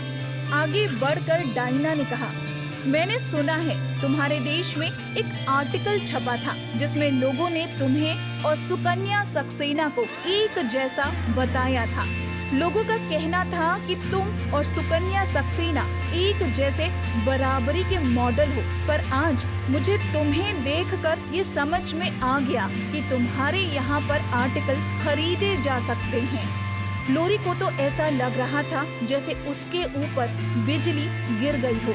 वो हाथ में अपने मैगजीन को लेकर खुद को घूर रही थी और समझने की कोशिश कर रही थी कि आखिर हुआ क्या। तभी गुस्से में उसने सिया से कहा, मुझे यकीन नहीं हो रहा है कि तुम मुझे बर्बाद करने के लिए इस हद तक जा सकती हो। सिया ने कोई जवाब नहीं दिया और तभी पीछे से करण आया और करण ने सिया से कहा, मैं सोच नहीं सकता कि अपना बदला लेने के लिए तुम इस हद तक चली जाओगी। सिया ने हल्की सी मुस्कुराहट के साथ कहा, बदला और मैं? प्लीज करण सर, आप मुझे ये बताएं कि मैं, जिसका कोई इंडस्ट्री में बैकग्राउंड नहीं है, उसके साथ साथ न मेरे पास में कोई बहुत अच्छा टॉप क्लास मैनेजर है, और तो और मेरी तो ड्रेस भी छीन ली गई थी, मैं कैसे किसी से बदला ले सकती हूँ? करण हर बात पर सिर्फ और सिर्फ सिया को गलत ठहरा रहा है। सिया, तुम्हें लगता है कि मैं तुमसे बदला लूंगी? अगर तुम्हें ये लगता है कि मैंने ये सब बदला लेने के लिए किया है तो असली बदला तो अभी बाकी है। और सिया ने ये कहकर डायना की ओर देखा। डायना और सिया अंदर स्टेज की तरफ चले गए जहां पर ISM के मैनेजमेंट हेड मौजूद थे। उन सब ने सिया को स्टेज पर बुलाया और अनाउंस किया कि वो सिया को एशिया के मार्केट के लिए अपना ब्रांड एम्बेसडर बनाने वाले हैं। ये सुनकर करण को समझ ही नहीं आया कि वो क्या बोले। जैसे ही अनाउंसमेंट खत्म हुई, उसने सिया को एक ओर खींचा और कहा, ये सब कुछ तुम मुझे कब बताने वाली थी? सिया, मैं सब कुछ बताने वाली थी? तुम्हें सब कुछ पता ही तो चल गया, और कंपनी तुम्हारी है, तुम्हारे अंदर क्या चल रहा है इसकी खबर रखनी चाहिए। करण, तुमने ये सब कुछ कब किया? ये डील तुमने कब फाइनलाइज कर ली? सिया, उसी समय जिस समय तुम अपनी एंगेजमेंट पार्टी की डिटेल्स फाइनलाइज कर रहे थे। करण, तुम्हें पता है ना कि तुम्हारा हर कॉन्ट्रैक्ट कंपनी के बोर्ड ऑफ डायरेक्टर्स के अप्रूवल के बाद ही आगे बढ़ेगा। सिया, हाँ पता है, इसीलिए तो मैं उन सब का अप्रूवल ले चुकी हूँ, बस तुम्हें बताना रह गया था। करण को समझ नहीं आ रहा था कि वो क्या बोले और किस तरह से बोले। ना तो वो इस डील को मना कर सकता था क्योंकि एक टॉप फ्रेंच ब्रांड सिया को अपना ब्रांड एम्बेसडर बना रहा था, वो भी पूरा एशियन रीजन के लिए। वहीं पर जो लोरी को ऑफर हुई थी वो सारी छोटे छोटे ब्रांड के थे, कोई भी उनको उसके देश से बाहर नहीं जानता था। और अब तो उसको ये भी डर लगने लगा था कि अगर ये सारी बातें जो यहाँ पर हुई हैं वो हमारे देश में वापस जाने के बाद वहाँ की मीडिया को पता चलेंगी तो जिन लोगों ने उसे ऑफर किया है वो भी पीछे हट जाएंगी। सिया, संभल जाओ, अभी भी कह रही हूँ, संभल जाओ, क्योंकि अगर तुम इसी तरीके से लोरी को सपोर्ट करने के लिए हदें पार करते रहे तो कंपनी के बोर्ड ऑफ डायरेक्टर तुम्हारा साथ नहीं देंगे, और अगर तुमसे कंपनी नहीं संभाली जा रही तो छोड़ दो, तुम्हारी जगह पर खड़े होने के लिए बहुत लोग मौजूद हैं। दरअसल स्टार किंग कंपनी के बोर्ड ऑफ डायरेक्टर्स करण के इस रवैये से बिल्कुल भी खुश नहीं थे कि वो हर जगह पर लोरी को क्यों सपोर्ट करने के लिए सिया को परेशान कर रहा था। हर कोई ये समझ रहा था कि करण जानबूझकर सिया को परेशान कर रहा है, और तो और सिर्फ कंपनी के इंटरनल मैटर्स में ही नहीं, कंपनी के बाहर पब्लिक इवेंट्स में भी। और क्योंकि अब सिया इंटरनेशनल ब्रांड के साथ काम करने वाली है, ये कंपनी के लिए बहुत ही गर्व की बात है। और अगर अब करण उसको परेशान करेगा तो कंपनी के जो बोर्ड ऑफ डायरेक्टर हैं वो करण को ऐसा नहीं करने देंगे। और सबसे बड़ी बात ये कि उन्हें लोरी से बहुत उम्मीदें थी, पर जहां वो सब ये सोच रहे थे कि जब लोरी वापस लौटेगी तो एक टॉप मॉडल बन चुकी होगी, पर यहाँ तो लोरी के बारे में कोई बात ही नहीं कर रहा था। उन लोगों ने लोरी को सुपर मॉडल बनने के लिए भेजा था, उसके लिए अपना पैसा इन्वेस्ट किया था, पर अब तो ऐसा लग रहा है कि उन लोगों ने अपना पैसा और समय दोनों बर्बाद कर दिया। सिया लोरी से इतना आगे निकल चुकी थी कि लोरी उस जगह तक पहुंच भी नहीं पाएगी। कविता ने गुस्से से सिया की ओर देखा और मन ही मन ये सोचने लगी कि जब वो लोग आराम फरमा रहे थे उस समय पर सिया ने काम में लगकर उसने अपने और लोरी के बीच की दूरी को इतना बढ़ा दिया है कि अब लोरी उस तक चाह कर भी नहीं पहुंच सकती है। और ऐसा पहली बार हुआ था कि एक मैनेजर के तौर पर एक आर्टिस्ट को कैसे संभाले उसे समझ नहीं आ रहा था। वैसे तो डायना को सिंपल सी सक्सेस पार्टी और डिनर चाह रही थी, पर स्टार किंग के लोगों की वजह से ये युद्ध का मैदान बन चुका था, इसीलिए डायना को सिक्योरिटी गार्ड बुलाने पड़े। गार्ड्स को अपनी ओर आता देखकर कविता ने कहा, इसकी कोई जरूरत नहीं है, हम खुद बाहर चले जाएंगे। तीनों जैसे ही बाहर निकले, लोरी अपने आप को संभाल नहीं पाई और वहीं रोड पर घुटने के बल बैठकर रोने लग गई।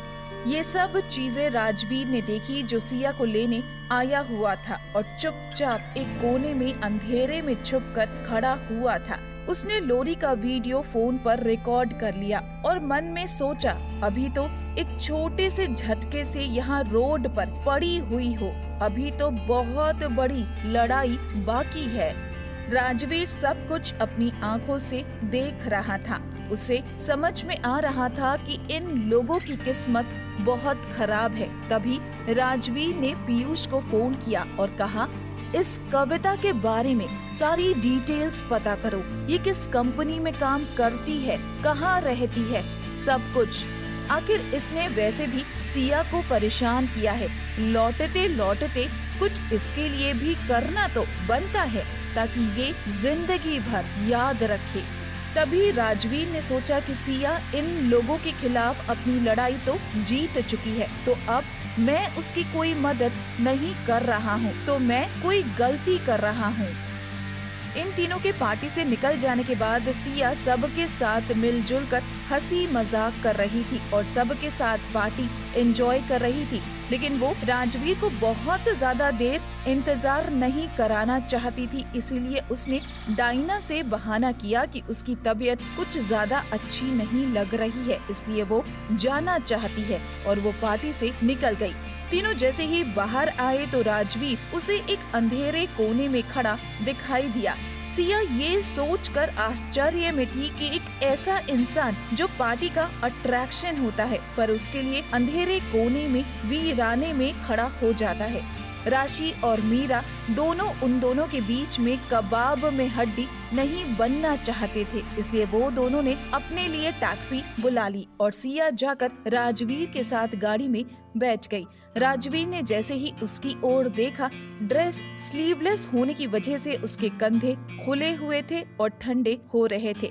राजवीर ने कहा, क्या तुम राशि को नहीं बोल सकती थी कि घर से निकलने से पहले तुम्हारे लिए एक जैकेट ले ले?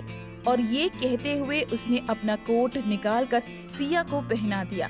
सिया ने मुस्कुराते हुए कहा, अगर मैं राशि को जैकेट लेने के लिए कह देती तो ये कोट मुझे कैसे मिलता? और वैसे भी राजवीर ओबेरॉय का कोट किसी को भी ऐसे ही थोड़ो ना मिल जाता है, बहुत किस्मत वालों को मिलता है। तीनों जब घर पहुँचे तो घर वो नहीं रहा जैसा वो छोड़कर गए थे। घर का नक्शा एकदम बदल चुका था। पूरा घर फूलों से और खुशबूदार मोमबत्तियों से सजा हुआ था। ये देखकर सिया की आवाज भर गई और गला रुंध गया। उसने धीरे से राजवीर से कहा, आराम नहीं कर सकते थे? थोड़ा आराम कर लेते, अभी हमें कल वापस जाना है, उसके बाद वहाँ जाकर काम में ही बिजी हो जाने वाले हो। सिया मन ही मन सोचने लगी थी, इस सब में वो राजवीर का तो बिल्कुल भी ध्यान नहीं रख पा रही थी। राजवीर ने कहा, ठीक है, अगर बदले में ही कुछ करना चाहती हो तो मुझे मसाज दे दो। सिया खुशी खुशी इसके लिए तैयार हो गई और जब कमरे में पहुंची तो उसने कहा, आगे से मैं आपका ध्यान रखूंगी। राजवीर, वैसे मुझे तुम्हारा ध्यान रखने की जरूरत है, अपने आप को देख रही हो, जब से यहाँ आई हो तुम्हें ठीक से सोने तक को नहीं मिला है। बैठो, मैं तुम्हारे पैरों की मसाज करता हूँ। सिया विदेश में छा गई। सिया ने लोरी को पीछे छोड़ा। सिया ने देश का नाम रोशन किया और भी न जाने क्या क्या। सिया की तारीफ में ऐसे आर्टिकल अगले दिन सुबह की हेडलाइंस थे। सिया के सारे फैंस बहुत खुश हैं क्योंकि सिया ने जब उन्हें शांत रहने के लिए और सही वक्त आने का इंतजार करने के लिए कहा था तो उन्होंने इंतजार किया और अब इस वक्त सिया की जीत के साथ उसकी तारीफों में समय नहीं मिल रहा था। इससे ये भी सामने आया था कि सिया बहुत ज्यादा हो हल्ला मचाने वालों में से नहीं है और वो बस शांत रहकर अपना काम करके तरक्की हासिल करने वालों में से है। अब जब सिया वापस लौट रही थी तो उसका स्टेटस वो नहीं था जैसा यहाँ आते वक्त था। अब इसके बाद कोई भी उसे कभी भी एक आउटडेटेड मॉडल बोल नहीं पाएगा। वहीं लोरी बहुत ही बेइज्जत हो चुकी थी और वो इसलिए हुआ था क्योंकि उसके बारे में इतनी बड़ी बड़ी बातें जिनको पूरा कर पाना लोरी की प्रतिभा के परे था और तो और उसे सुकन्या सक्सेना तक के बराबर का बता दिया गया था। सब कुछ सुनकर कविता और लोरी को इतना गुस्सा आया कि उनकी नजरों में जो सामान आया उन्होंने पटक के तोड़ दिया। इन दोनों को सामान तोड़ता देखकर करण ने गुस्से में कहा, अब बस करो, बहुत हो गया, तुम दोनों सामान तोड़ना बंद करो।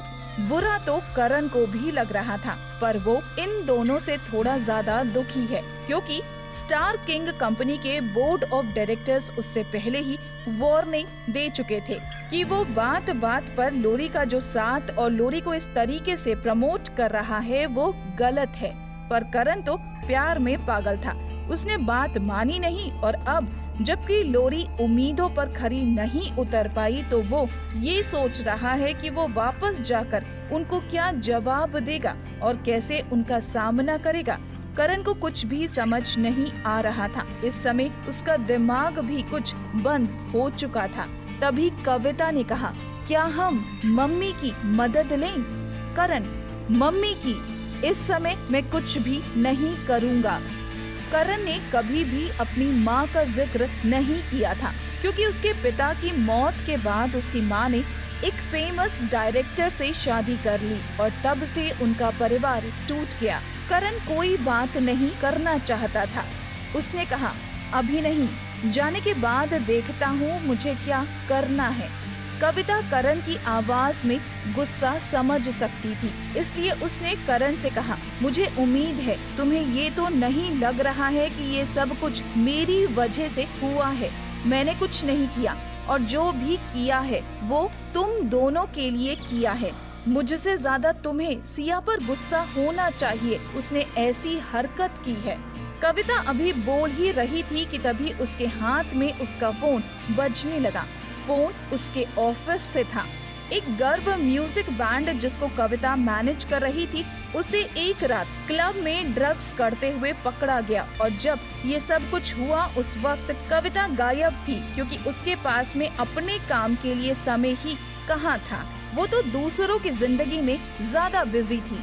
ऑफिसर, आज से काम पर आने की कोई जरूरत नहीं है। मैंने तुम्हारा काम से निकाले जाने का लेटर तुम्हें भेज दिया है और अब मैं ये देखूंगा कि तुम जैसी लापरवाह औरत को कहीं भी काम ना मिले और तुम्हें पूरे अमेरिका में ब्लैकलिस्ट किया जाए।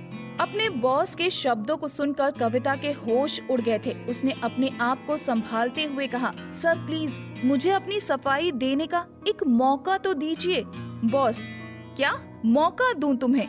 और तुम अपनी सफाई में क्या कहना चाहती हो? तुम्हें नहीं लगता कि हमें ये पता चल जाएगा कि तुम हमारे खिलाफ जाकर अपने भाई की मदद कर रही थी, जबकि तुम अच्छे से जानती हो कि सीक्रेट मैगजीन के साथ में हमारा कोलैबोरेशन है। हम वहाँ पर अपनी मॉडल भेज सकते थे। तुम सोचो, अगर इस ओरिएंटल ट्रेंड शूट के लिए हमारी मॉडल भेजती तो हमारा कितना फायदा होता, हमारी पकड़ मार्केट में कितनी मजबूत हो जाती। पर नहीं, तुमने तो अपने भाई की मदद की और तुमने तो अपने भाई की कंपनी की मॉडल को वहाँ पर लेकर चली गई और तो और तुमने अपने काम पर भी ध्यान नहीं दिया। मुझे कुछ नहीं सुनना है, बस तुम्हारी नौकरी तो चली ही गई है, उसके साथ साथ तुम अब कॉन्ट्रैक्ट को तोड़ने का हर्जाना भरने के लिए भी तैयार हो जाओ। हर्जाने की रकम तुम्हें पता ही है। कविता के बॉस ने बिना उसकी कोई भी बात या कोई भी सफाई सुने फोन काट दिया। कविता बिखर कर जमीन पर गिर गई और उसके मुंह से सिर्फ एक ही शब्द निकल रहे थे, सब खत्म हो गया, मैं खत्म हो गई, मेरा करियर खत्म हो गया, सब कुछ खत्म हो गया। करण दौड़कर कविता के पास आया और उससे बोला, दीदी क्या हुआ, क्या खत्म हो गया? कविता ने गुस्से में चिल्लाया, सब कुछ तुम्हारी वजह से हुआ है। मेरी नौकरी चली गई, मेरा करियर खत्म हो गया, सब कुछ तुम्हारी वजह से हुआ है। करण, कुछ खत्म नहीं हुआ, अभी आपके पास मैं हूँ ना, मैं आपके साथ हूँ, मैं आपके साथ रहूंगा। कविता, तुम सिर्फ और सिर्फ लोरी के हो, तुम किसी के नहीं हो सकते हो। कविता के मन में पछतावा और दुख दोनों था। उसे अब पछतावा हो रहा था कि वो क्यों सिया के खिलाफ गई और उसने क्यों अपने इस बेवकूफ भाई की मदद की, पर अब वो कुछ नहीं कर सकती थी। करण, दीदी आप परेशान मत हो, मैं हूँ ना आपके साथ, आप जो बोलोगे मैं वो करूँगा। कविता, अच्छा तो ठीक है, अगर तुम्हें मेरी मदद ही करनी है तो तुम एक काम करो, मेरी जो हर्जाने की रकम है उसका आधा तुम दे दो। तुम्हें मेरे हर्जाने की रकम पता है? 10 मिलियन US डॉलर, तो उसका आधा मतलब 5 मिलियन US डॉलर तुम दे दो। और उसके साथ साथ मुझे सिया का मैनेजर बना दो। मैं सिया के मैनेजर बनने के बाद उसे करियर की ऊंचाइयों तक लेकर जाऊंगी और उसके जरिए अपना काम वापस पाऊंगी, क्योंकि अब यहाँ अमेरिका में तो मुझे ब्लैकलिस्ट कर दिया गया है, मैं यहाँ पर काम नहीं कर सकती। और इसका मतलब समझते हो?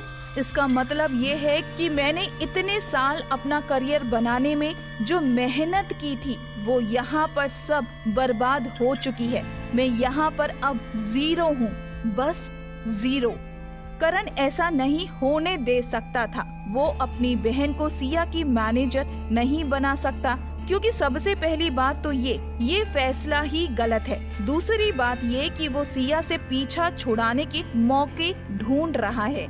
उसने कविता को कहा, कोई बात नहीं, मैं पैसे का इंतजाम करता हूँ, आप पैसे के लिए परेशान मत हो, आधी कीमत मेरे हिस्से के कुछ शेयर बेचकर आ जाएगी, उसका मैं इंतजाम कर दूंगा।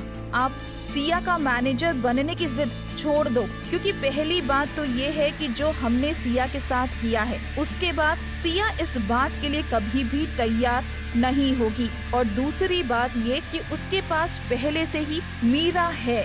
कविता, तुम समझ क्यों नहीं रहे हो? अगर हम उसे रोक नहीं सकते तो कम से कम उसकी पॉपुलैरिटी का फायदा तो उठा सकते हैं।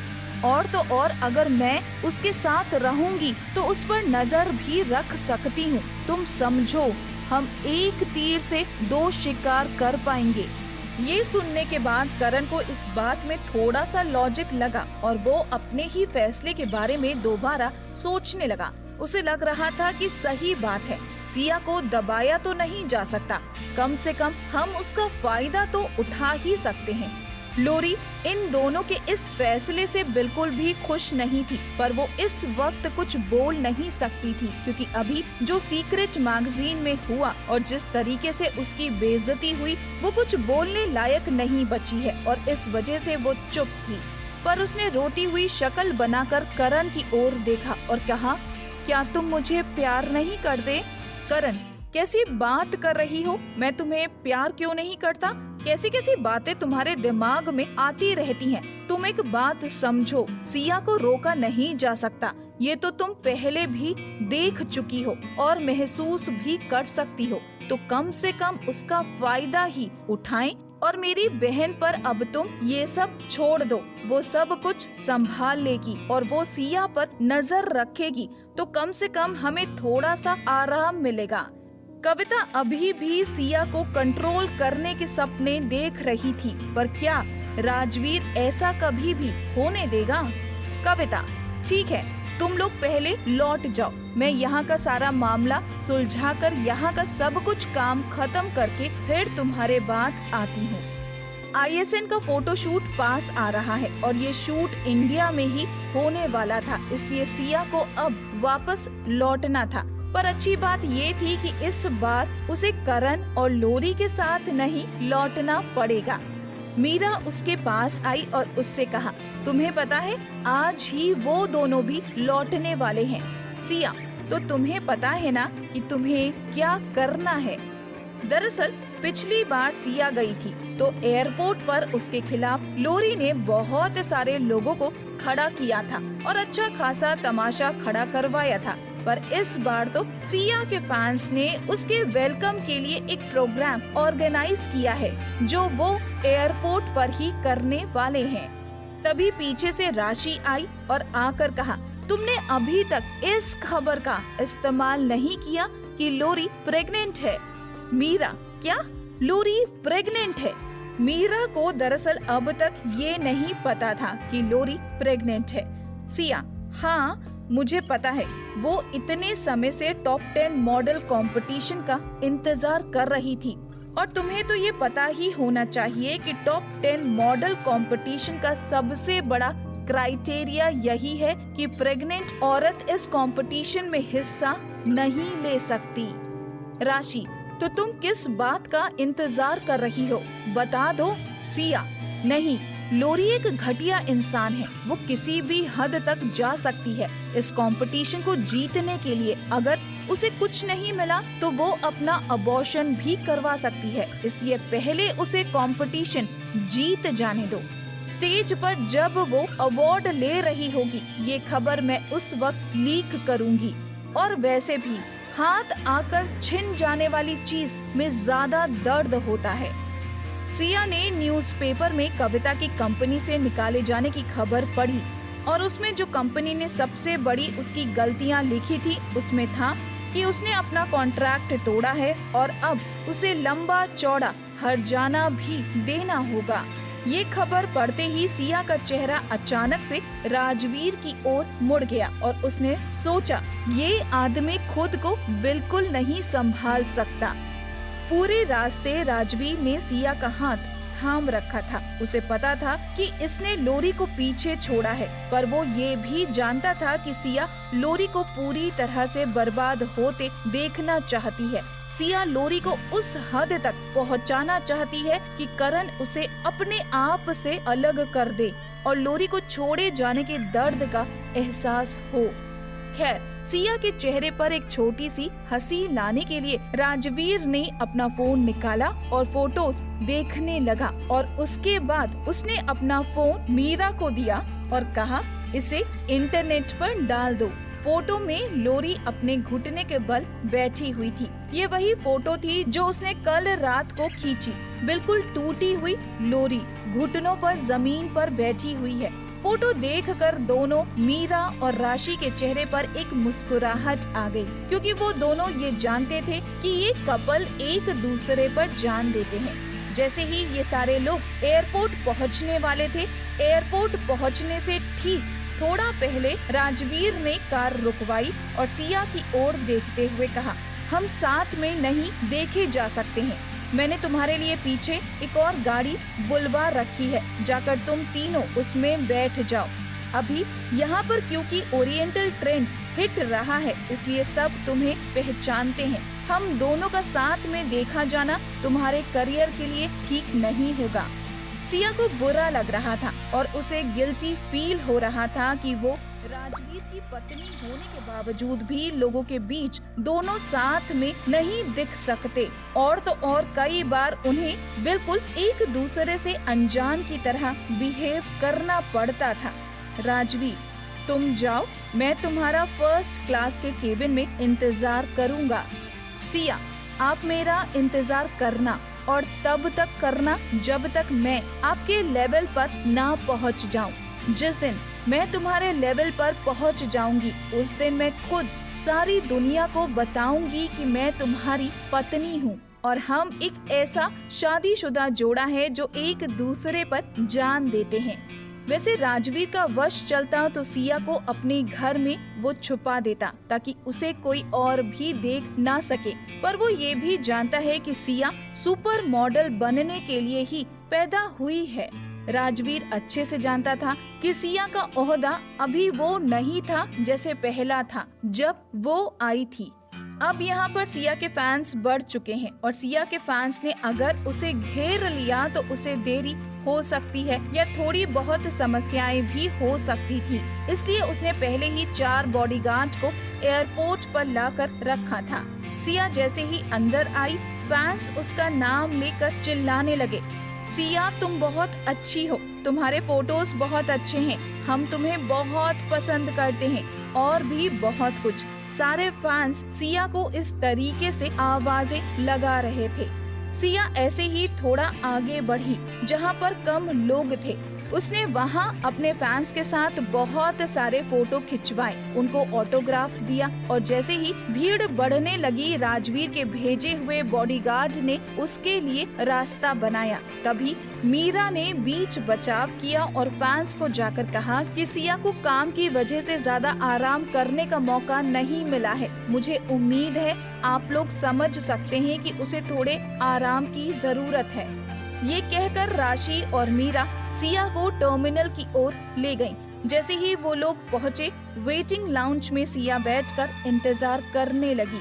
राजवीर उससे 2 लाइन आगे बैठा हुआ था। राजवीर के हाथ में सीक्रेट का लेटेस्ट एडिशन था। राजवीर जब मैगजीन देख रहा था, उसके बाजू में बैठी एक महिला ने कहा, बेटा जब ये मैगजीन देख लोगे और तुम इसे पढ़ चुके होगे तो क्या प्लीज तुम मुझे ये दे सकते हो? मैं ये बहुत टाइम से पढ़ना चाह रही थी, पर ये इतनी ज्यादा फेमस हो गई है कि मुझे मिल ही नहीं पाई। राजवीर जी बिल्कुल। सिया उसे पीछे बैठकर देख रही थी और उससे पूछना चाहती थी कि अपनी बीवी की फोटो वाली मैगजीन हाथ में लेकर कैसा लग रहा है। सिया ने अपना फोन निकाला और राजवीर को मैसेज किया, पीछे से बहुत हैंडसम लग रहे हो। राजवीर, घर चलकर पीयूष को बोलना कि तुम्हारे हाथ वाली फोटो में किसी और की जगह पर मुझे खड़ा कर देगा, तब ऐसा नहीं होगा कि कोई नोटिस न कर पाए। सिया, मिस्टर ओबेरॉय, आप ऐसा नहीं कर सकते। अगर आपने ऐसा किया तो कोई मुझे नहीं देखेगा। ये पढ़कर राजवीर के चेहरे पर मुस्कुराहट आ गई और उसने सिया को मैसेज किया, मैं पीछे मुड़कर तुम्हें देखना चाहता हूँ। ये पढ़कर सिया की आंखें भर आईं, पर वो कुछ कर नहीं सकती थी। पर तभी उसकी फ्लाइट की बोर्डिंग का अनाउंसमेंट हो गया और सिया उठकर आगे निकल गई। अब सिया आगे आगे चल रही थी और राजवीर ने उस महिला को मैगजीन दी और वो भी उठकर सिया के ठीक पीछे पीछे चल दिया। इस तरह से राजवीर को पीछे मुड़कर देखने की जरूरत नहीं है। दरअसल राजवीर चाहता तो आराम से वीआईपी लाउंज में बैठकर इंतजार कर सकता था, पर वो कॉमन लाउंज में बैठकर सिया के लिए इंतजार कर रहा था। जब चेकिंग पॉइंट पर दोनों पहुंचे, उस समय पर पीछे भीड़ में खड़े बहुत सारे लोग आगे जाकर सिया से बात करना चाह रहे थे, ऑटोग्राफ लेना चाह रहे थे, पर उन्हें ये नहीं पता था कि राजवीर जानबूझकर सिया के लिए रास्ता रोक कर खड़ा है और तब तक वहीं पर खड़ा रहा जब तक सिया फर्स्ट क्लास के केबिन में चली नहीं गई, और तब तक उसने अंदर किसी को चेकिंग प्रोसेस के आगे जाने ही नहीं दिया। और वो ऐसा क्यों ना करता? आखिर उसका पति है, उसकी रक्षा करना राजवीर का धर्म है और राजवीर ये अच्छे से करना जानता भी है। ऑनलाइन लोरी एक मजाक बन चुकी थी। उसे तरह तरह की मॉडलों के साथ कंपेयर किया जा रहा था। एक तरफ मॉडल्स के फोटो थे जो अलग अलग शोज में गई हुई थी और दूसरी तरफ लोरी का एक ही फोटो था, वही घुटने के बल बैठा हुआ और नो अटेंशन एक उसके लिए टैगलाइन बन चुकी थी। करण चाहता था कि लोरी अभी कुछ और समय यूएस में ही रहे, क्योंकि वो ये नहीं जानता था कि इतना कुछ सुनने के बाद और जो वहाँ पर मजाक बनाया जा रहा है, जो बेइज्जती की जा रही है, उस सब को लोरी झेल पाएगी या नहीं, और कहीं इस सब का असर उसकी प्रेगनेंसी पर ना पड़ जाए। ये सब सोचते हुए करण ने उसे कुछ दिन और रुकने के लिए कहा, पर लोरी ने कहा, नहीं, मैं तुम्हारे साथ चलूंगी। मैं देखना चाहती हूँ कि सिया मुझे नुकसान पहुँचाने के लिए मेरे साथ और क्या क्या कर सकती है, वो किस हद तक गिर सकती है। वैसे भी टॉप 10 मॉडल का कंपटीशन 4 दिनों में है, उसके लिए मुझे वहाँ पर पहुँचना बहुत जरूरी है। अब मेरे हाथ में सिर्फ वही बचा है। करण, ठीक है, फिर जैसे ही फ्लाइट लैंड होगी हम सीधे घर चलेंगे। पर करण ये जानता था कि फ्लाइट लैंड होने के बाद उन्हें एयरपोर्ट से बाहर तो निकलना ही पड़ेगा और वहाँ पर मीडिया मौजूद होगी। करण नहीं जानता था कि मीडिया और लोरी एक दूसरे का सामना करके कैसे रिएक्ट करने वाले हैं, और उसके पहले ही लोरी इंटरनेट पर अपनी खबरों को पढ़कर टूटकर बिखर गई थी और रोने लगी।